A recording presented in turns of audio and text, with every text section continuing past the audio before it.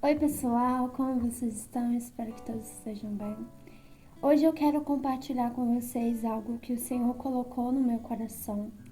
E eu acho que esse assunto é um tema extremamente impertinente para os nossos dias. Na verdade, eu enxergo esse movimento, como um dos maiores perigos para a nossa fé cristã atualmente. E nós vamos falar sobre o relativismo. E antes de mais nada, eu quero ler João, capítulo 14, a partir do versículo 6, que para contextualizar vocês, aqui esse texto, Jesus ele está dando as últimas instruções aos seus discípulos, a razão, falando, explicando para eles, sobre a sua morte e sobre a sua ressurreição e falando os acontecimentos que aconteceriam após ele deixar o mundo. E ele também vai prometer o Consolador. E no versículo anterior, Tomé, ele vai perguntar para o Senhor assim, como nós poderemos, mestre, saber o caminho? Porque isso é uma preocupação, era uma preocupação deles naquela época. Porque imaginam, eles ficaram algum tempo com Jesus e de repente o mestre deles falou para eles que não estaria mais com eles.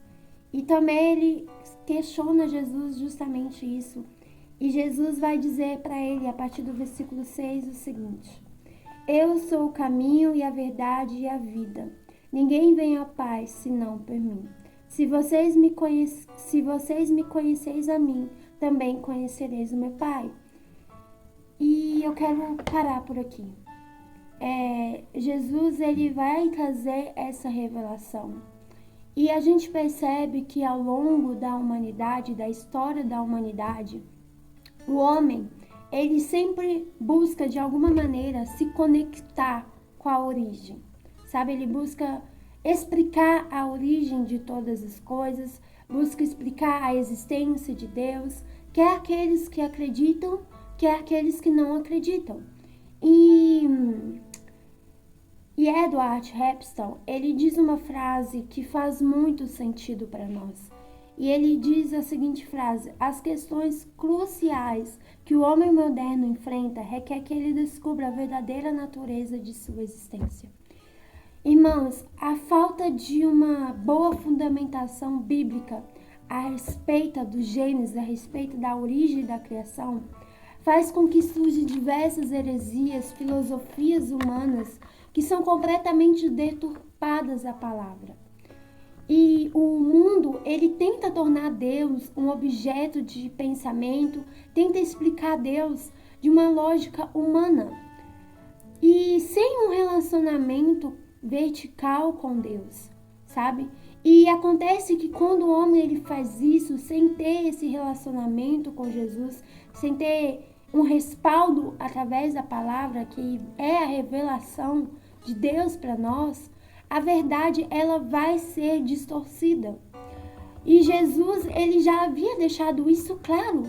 Quando Tomé perguntou para ele como saberemos o caminho, Jesus deixou claro que ninguém podia chegar ao Pai a não ser por ele.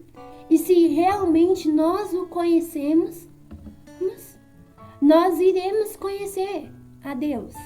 Ou seja, sem um relacionamento pessoal com Cristo, é impossível conhecer a Deus. E nós vemos que a verdadeira satisfação de todo homem, de toda mulher, porque nós queremos viver com plenitude, com satisfação, sermos pessoas felizes, e nós temos esse anseio dentro de nós, às vezes, e nós só podemos encontrar essa satisfação, essa plenitude, através de um relacionamento íntimo com Deus. E esse é o anseio do nosso coração. Esse é o anseio mais profundo dos nossos corações. Termos contentamento, sermos preenchidos, sermos pessoas plenas. Porém, você só vai poder experimentar essa plenitude através de um relacionamento com o Senhor. E quando você não possui um relacionamento com o Senhor, você sentirá um vazio dentro de si, um sentimento de rejeição, um sentimento que você tentará preencher com alguma coisa na sua vida. Porém, sem reconciliar com Deus, não tem como você ter essa satisfação, não tem como você experimentar essa plenitude. Efésios 3,19 diz: e conhecerão o amor de Cristo, que excede todo entendimento, para que sejais cheios de toda a plenitude de Deus. A realidade é que Deus colocou no coração de todo homem um anseio pela eternidade. Em Eclesiastes 3,11 diz: ele fez tudo apropriado ao seu tempo. Também pôs no coração do homem o anseio pela eternidade, mesmo assim, estes não vão conseguir compreender inteiramente o que Deus fez. Existem coisas que não está na nossa capacidade de compreendermos, porque está fora daquilo que nós podemos entender. Mas, a não ser que o engano não tiver tomado o seu coração, você vai ansiar a presença de Deus, porque você foi criado para ter um relacionamento com Ele. E esse vazio que você sente na sua alma só pode ser preenchido através do momento que você se reconcilia com Ele. A partir do momento que você entra em harmonia com Deus. E todas as pessoas nascem com isso. Paulo ele vai afirmar em Romanos 2, a partir do versículo 14 até o 15, ele diz o seguinte: os não-judeus, eles não têm lei, ou seja, eles não acreditam nisso aqui. Nós podemos colocar aqueles que não são cristãos, eles não acreditam nisso aqui. Mas o texto continua dizendo: mas quando fazem pela sua própria vontade o que a lei manda, eles são a sua própria lei. Embora eles não tenham lei, eles mostram pela sua maneira de agir que tem a lei escrita no seu coração. A própria consciência deles mostra que isso é verdade. E os seus pensamentos, que às vezes os acusam e às vezes os defendem, também mostra isso. O conhecimento de Deus, ele está presente no nosso coração. Está dentro do nosso coração.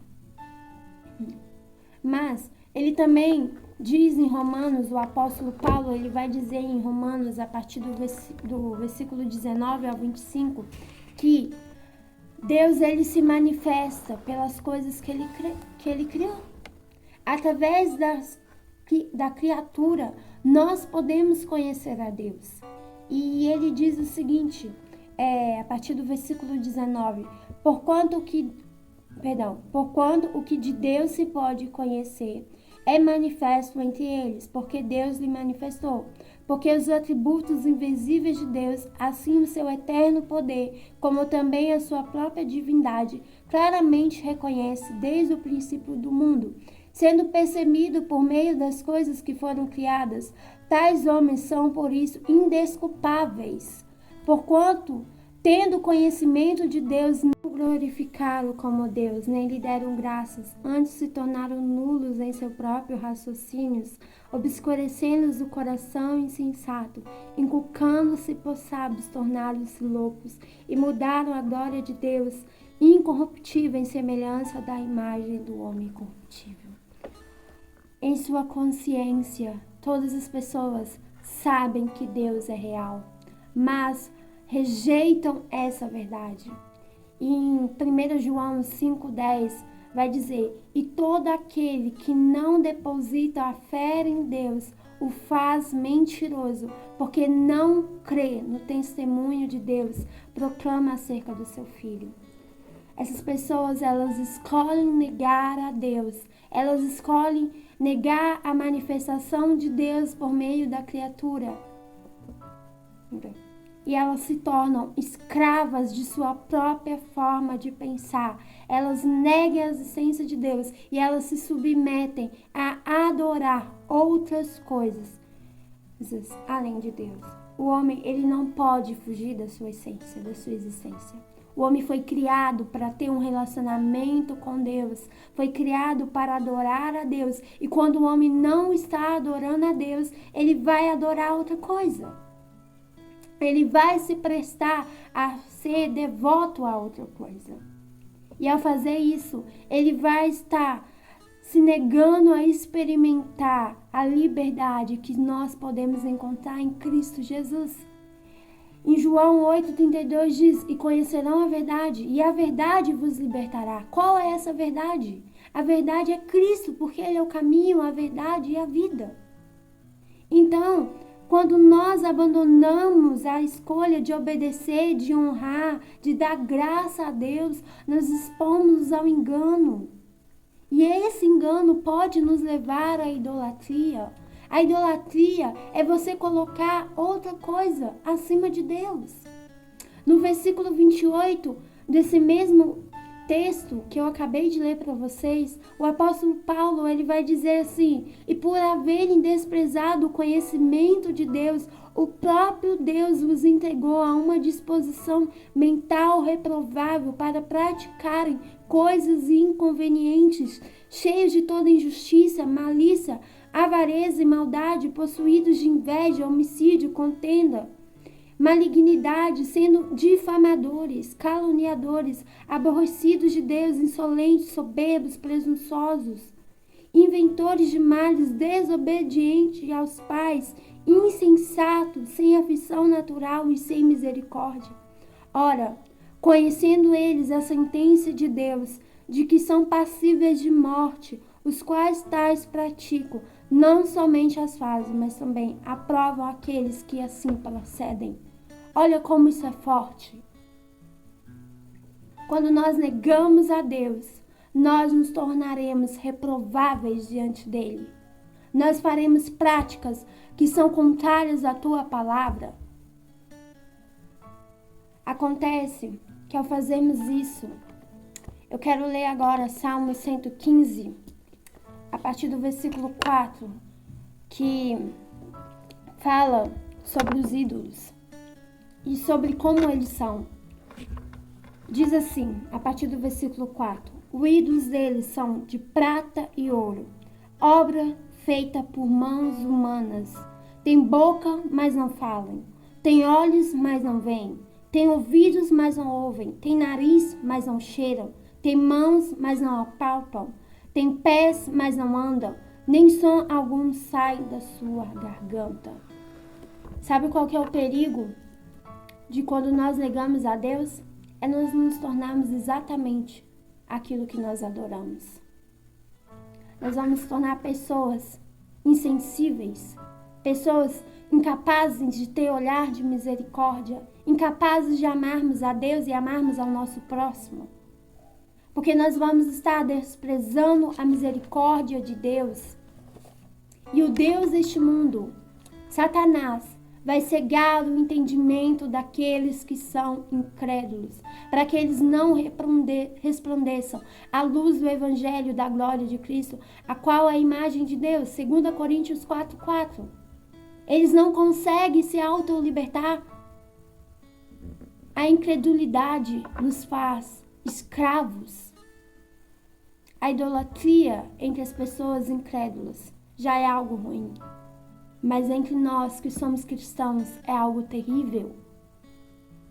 Por isso nós precisamos fugir dos ídolos, porque o coração do homem está suscetível a colocar coisas no lugar de Deus. Tiago ele se refere a esse tipo de idolatria como o adultério. E nós brincamos com isso. O adultério ele já é algo ruim quando um marido trai sua esposa, quando uma esposa trai o seu marido. Imagina sermos infiéis a Jesus Cristo. E o que isso tem a ver com o tema em si do vídeo, que é o relativismo? O relativismo ele é uma corrente de pensamento que vai questionar as verdades universais do homem, vai tornar o conhecimento algo subjetivo. O ato de relativizar é considerar questões cognitivas, morais e culturais acima do que se considera verdade. Ou seja, o meio que a gente vive vai determinar, vai construir as nossas concepções. O relativismo é uma crença que coloca em xeque se a verdade é uma construção ou não. acredita que o homem pode definir por si próprio o que é verdade e o que não é. E olha como isso é perigoso. Porque o homem, a própria palavra de Deus vai dizer que nós não podemos confiar em nós mesmos. Que maldito é o homem que confia no homem e deixa de confiar em Deus. Ou seja, o homem não possui a verdade, o dom da verdade, porque ele mesmo pode se auto-enganar. O coração do homem é um coração enganoso. Os nossos sentimentos, as nossas vontades, elas podem nos levar à ruína se nós não tivermos a ajuda do Espírito Santo. Se nós olharmos lá em Gênesis, quando Adão e Eva transgrediram a ordem de Deus, ela desejou o fruto proibido e ela acreditou que aquele desejo, aquele anseio no seu coração era verdadeiro, era algo genuíno que poderia trazer para ela benefícios. Mas nós sabemos qual foi o resultado dessa situação e como essa história terminou. Até hoje nós sofremos consequências dessa transgressão à autoridade de Deus. Agora, se a verdade é algo relativo, se de fato o homem pode definir o que é verdade ou não, quem garante que o caminho que você escolheu vai ser um caminho verdadeiro ou vai ser falso? Se o coração do homem é enganoso, quem vai salvar você quando as coisas não derem certo? Quando você estiver cansado, angustiado e aflito? Acontece é que cada vez mais as pessoas têm deixado de serem contaminadas por essas mentiras, por essas ideologias, por filosofias, por falsos ensinos de homens e mulheres que deturpam essa verdade. E aí, ao fazerem isso, elas têm duvidado cada vez mais de quem elas são. Nós vemos tantas pessoas com crise de identidade, com crise existencial, vivendo longe daquilo que Deus a criou elas para serem. E cada vez mais as pessoas têm se tornado cativas do seu próprio achismo, acreditando serem livres, quando na verdade o diabo tem aproveitado justamente dessas mentiras para roubar a paz delas, para roubar a verdadeira alegria. Cada vez mais nós temos visto pessoas cansadas, amarguradas, aflitas, insatisfeitas, que se agarram a qualquer coisa para ter um momento de prazer, de satisfação, uma sensação de felicidade. Mas o que essas pessoas estão vivendo é mentira. Porque o pecado, ele engana. Ele engana até mesmo na sensação de nos dar uma sensação de prazer. Só que ele não é... Só que as consequências dele é algo terrível. Nos leva à morte. O salário do pecado é a morte. Na verdade, o que essas pessoas estão fazendo é um grito desesperado dentro da alma delas por socorro. E Satanás, ele tem conseguido o seu objetivo. Ele lança uma pequena dúvida aos nossos ouvidos, faz com que a gente duvide do amor de Deus por nós. Faz com que nós vejamos as ordenanças de Deus como algo impositivo, como algo de um Deus cruel que não quer o nosso bem, mas quer nos impor uma lista interminável de regras, quando na verdade Deus está nos protegendo da morte, da condenação eterna. Quando Deus quer nos relacionar conosco e nos mostrar o teu amor, quando Deus quer que nós sejamos pessoas livres. O problema é que esse subjetivismo, ele não atinge apenas ao mundo, atinge muitos cristãos que estão dentro da igreja. Mas ao invés de estarem se alimentando dessa palavra, ao invés de estarmos crendo que essa é uma verdade imutável de Deus, que Cristo é o caminho, a verdade e a vida, que é o único caminho possível de salvação, nós estamos duvidando dessa verdade. Nós não estamos valorizando ela. como de fato ela deveria ser valorizada. Nós não estamos tendo zelo pela palavra do Senhor. Nós temos debochado dela. Nós não a lemos. Elas ficam empoeiradas nas nossas camas, nas cabeceiras das nossas camas. Enquanto isso, o mundo lá fora conhece, sabe seduzir você, sabe falar o que é do seu agrado, sabe te comprar com pensamentos, sabe te comprar com coisas pequenininhas.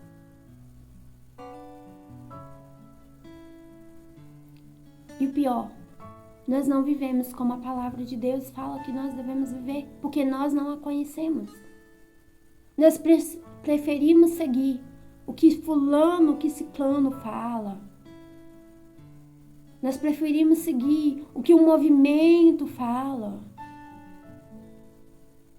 Nós preferimos sentir, viver intensamente. E deixamos.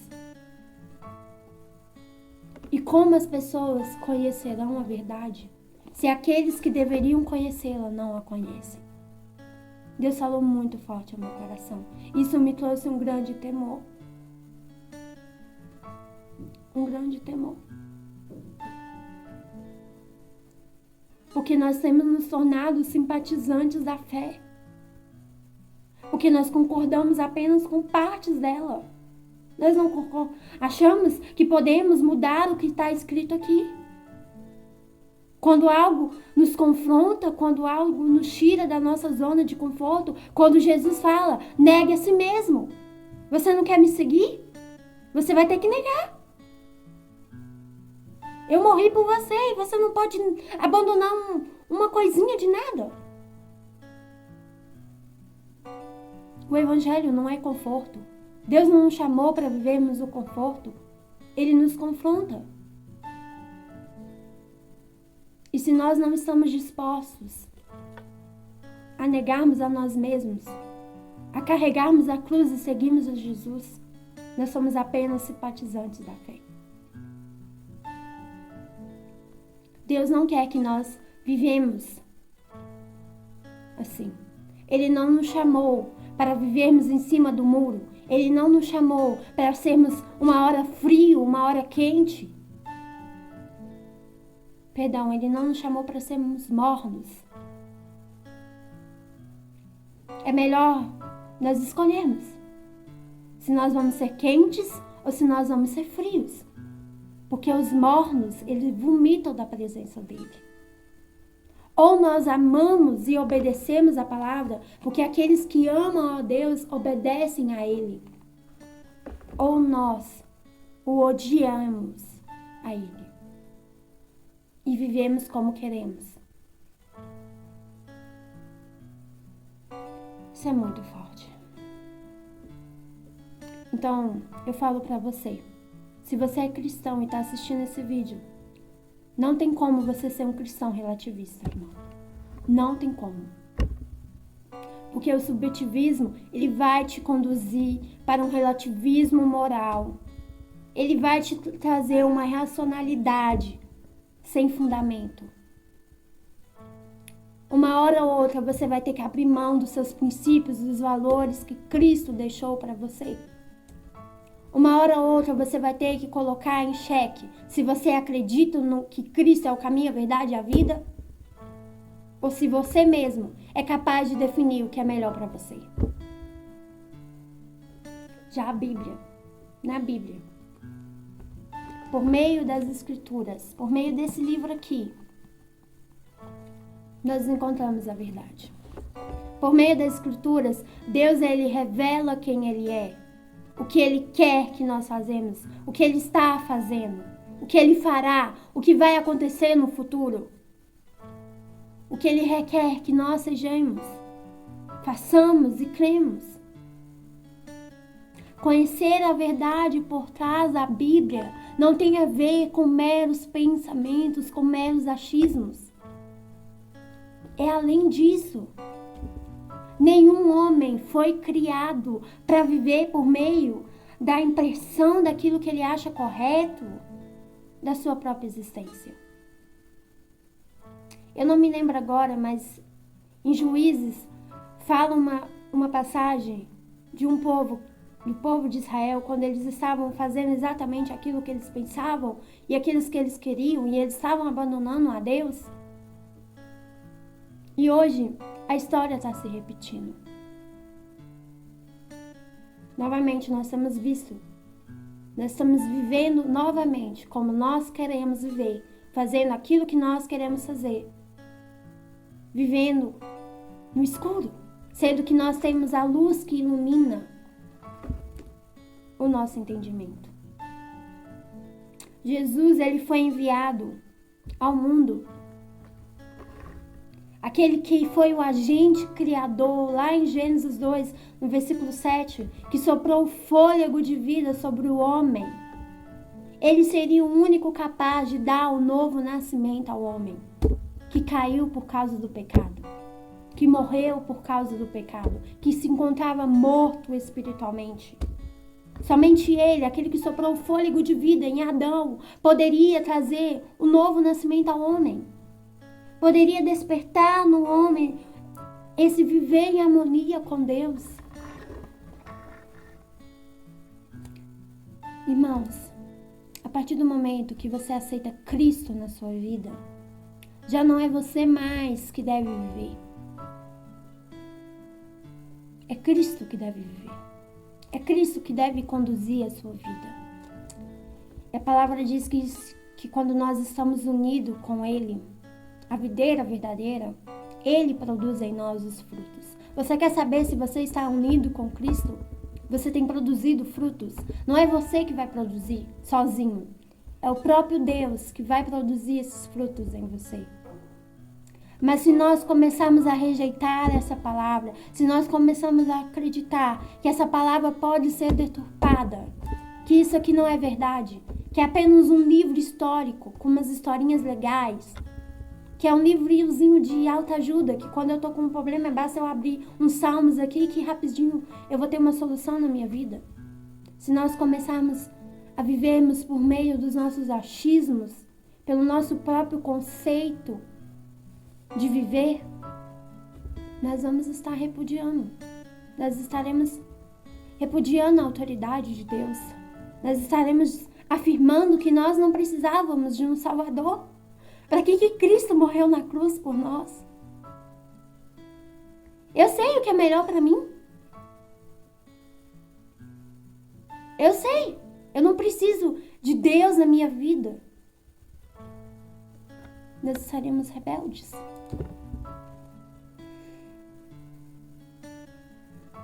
E pior ainda, ao fazermos isso, nós estaremos impedindo que outras pessoas conheçam a Cristo. Nós seremos pessoas que irão envergonhar o Evangelho. Nós não seremos capazes de distinguir quando for Deus falando conosco, quando for o inimigo, quando forem ensinamentos falsos, de falsos mestres, de falsos profetas. Nós iremos tolerar qualquer tipo de escândalo e pecado no meio do povo cristão.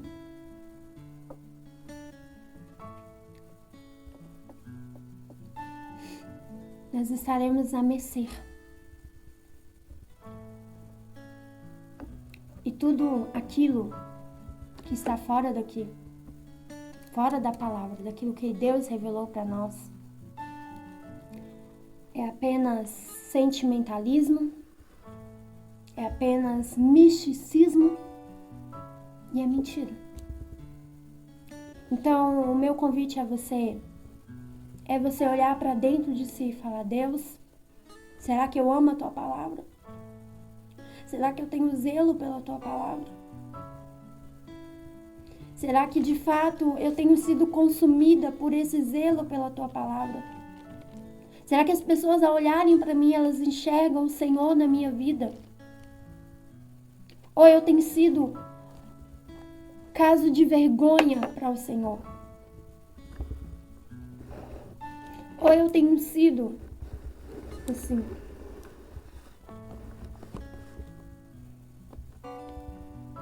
Irmãos, nós precisamos acordar.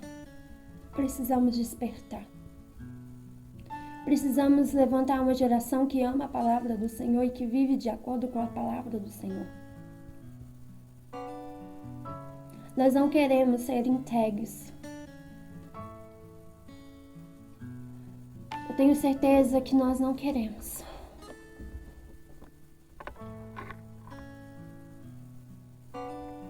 Essa foi a palavra que Deus colocou no meu coração e é isso que tem queimado no meu coração há um tempo. É tempo de resgatarmos o amor e o temor pela palavra de Deus. É tempo de nos voltarmos para o que de fato importa. É tempo de voltarmos a queimarmos e termos fome e sede pela presença de Deus. É tempo de nos enchermos as nossas línguas para falar da justiça e louvarmos ao Senhor. É tempo de abandonarmos os nossos pecados, a nossa malícia, o engano. É tempo de fecharmos as portas dos nossos quartos, orarmos e buscarmos ao Senhor a direção que vem dele. Se nós queremos mudança, nós precisamos ter um relacionamento com Deus. Pararmos de usarmos outras pessoas como muletas para alcançarmos a Deus. Precisamos parar de fugirmos da presença do Senhor. Precisamos nos render a Ele, nos curvarmos a Ele.